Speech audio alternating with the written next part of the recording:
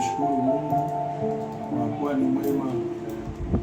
Kwanza nishukuru uongozi wa Church of God tawi la Vingunguti, lakini pia nishukuru uongozi wa Church of God taifa, Askofu Mkuu Timotheo Rutobora pamoja na timu yake ya uongozi wa taifa kwa ratiba hii walioileta. Ni ratiba nzuri ya maombi ya siku 40, lakini sisi kama tawi la Vingunguti kupitia kwa mchungaji wetu Sebastian Joseph Mcheli tulikuwa tumeishaanza ratiba yetu ya maombi ya siku 21 ambayo yalianza tarehe 4, tarehe 5 na yanaisha tarehe 25.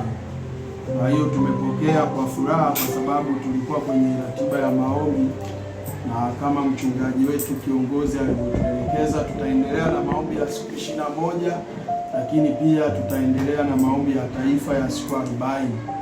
Kwa hiyo katika hizi siku 21 ambayo yamezinduliwa leo na kuanza kesho, tutaendelea nayo kama tawi, lakini pia tutaendelea na yale maombi ya kwetu, kwa sababu ya kwetu yanaisha tarehe 25. Kwa hiyo sisi tukimaliza ili 25 tutaendelea. Kwa hiyo ni maombi mazuri. Mungu awabariki wana Church of God wote Tanzania na tawi letu la Vingunguti. Kwa watu wote tuendelee na haya maombi, naamini Mungu atafungua familia zetu, atafungua uchumi wetu, atafungua biashara zetu, atafungua elimu zetu.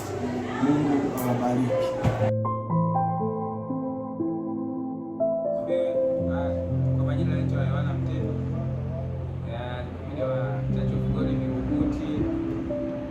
Tanzania, na mwaka mwingine mpya tuko kwenye kutimiza kile ambacho kimetangazwa na Askofu Mkuu wa maombi ya siku 40. So zaidi sana tunapenda kuhamasisha zaidi kwamba katika kile ambacho Mungu amempa maono kwa ajili ya maombi ya siku 40, nasi tushiriki kwa kikamilifu kabisa kwa siku zote ili tuweze kupata maendeleo. Unajua maombi ndio kila kitu. Kwa hiyo kupitia maombi utapata maendeleo kimwili, kiroho, lakini pia hata kwa ajili ya familia yetu.